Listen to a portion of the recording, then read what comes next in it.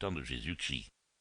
Seulement, ces dignes apôtres, sous leurs tuniques à la romaine, laissaient voir la cuirasse, et ils ne s'étaient pas gênés pour se coiffer de casques à panache, ce qui les faisait paraître bien plus beaux.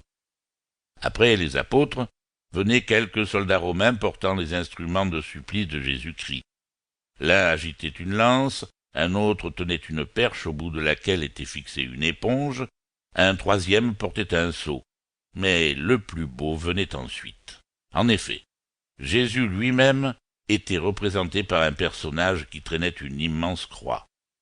Ce personnage n'était autre qu'Henri de Bouchage, duc de Joyeuse, lequel, comme on sait, avait pris l'habit de capucin sous le nom de frère Ange, et devait plus tard rejeter le froc pour guerroyer, puis rentrer encore en religion. Le duc de Joyeuse, donc, ou frère Ange, comme on voudra, portait sur ses épaules une croix qui, par bonheur, était en carton.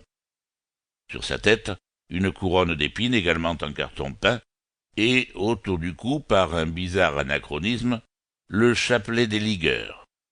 Il avait la figure barbouillée de rouge pour figurer le sang. Près de lui marchaient deux jeunes capucins dont l'un représentait Madeleine et l'autre la Vierge. Derrière Joyeuse, déguisée en Christ, venaient deux grands gaillards qui le fouettaient ou faisaient semblant de le fouetter, ce qui soulevait dans la foule des cris d'indignation. Et cette indignation, vraie ou feinte, comme le reste, prenait des proportions de rage lorsque, par un anachronisme plus bizarre encore, mais on n'y regardait pas de si près, les deux flagellants, tous les 15 ou 20 pas, s'écriaient « C'est ainsi que les Huguenots ont traité notre Seigneur Jésus. Mort aux parpaillots !» reprenait la foule, de très bon cœur cette fois. Moines, prêtres, ligueurs, cierges, arquebuses, flagellants, apôtres et Jésus, tout ce monde sortit de Paris et prit la route d'Orléans, c'est-à-dire la route de Chartres, parmi les cantiques et les cris de guerre. À une vingtaine de pas derrière Jésus, ou frère Ange, ou duc de Joyeuse, marchaient côte à côte 4 pénitents qui, se tenant par le bras, tête baissée, capuchon sur le visage, se faisaient remarquer par leurs énormes chapelets et par leur piété extraordinaire. Peu à peu, le désordre s'étant mis dans les rangs de la procession, ces 4 pénitents finirent par se retrouver derrière Jésus, au moment où celui-ci, d'une voix retentissante, criait « Mes frères, morts aux Huguenots, maudits qui m'ont flagellé !» Une acclamation salua ces paroles du Christ qui, ayant essuyé la sueur qui coulait de son front, continua. « Puisque nous allons voir Hérode, le roi !»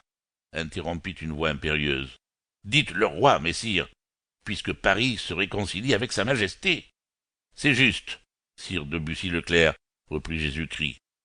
Donc, mes frères, puisque nous allons voir le roi, nous devons avant tout obtenir qu'il renvoie ses ordinaires, mort aux ordinaires. »« Très juste, dit Bussy-Leclerc. Mort aux 45. À mort, reprit la foule des pénitents.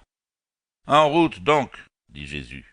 Et la procession, dont la marche s'était trouvée interrompue, reprit son cours. Elle s'étendait sur une longueur d'une bonne lieue, et quelques heures après avoir quitté Paris, tout le monde marchait à sa convenance sans ordre arrêté. Bien avant de ce troupeau, Guise, Mayenne et leurs frères, à cheval, entourés d'une 50aine de gentilshommes bien armés, s'entretenaient à voix basse de choses mystérieuses. Quant aux 4 pénitents que nous avons signalés, ils causaient entre eux sans précaution. En effet, tels étaient les cris, les chants de guerre et les cantiques qu'il leur était difficile de s'entendre. « Dis donc, Chalabre, disait l'un, as-tu entendu frère Ange ? Par les cornes du beau duc, je crois bien, sainte Maline.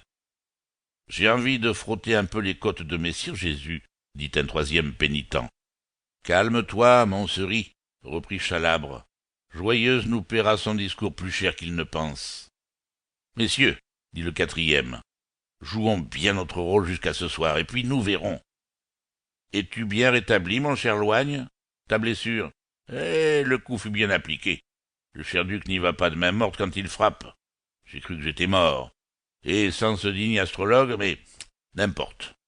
Je veux que Guise reçoive de ma main le même coup qu'il m'a porté.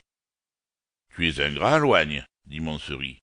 Comment serions-nous sortis de Paris s'il n'avait eu l'idée d'aller en procession voir notre sire?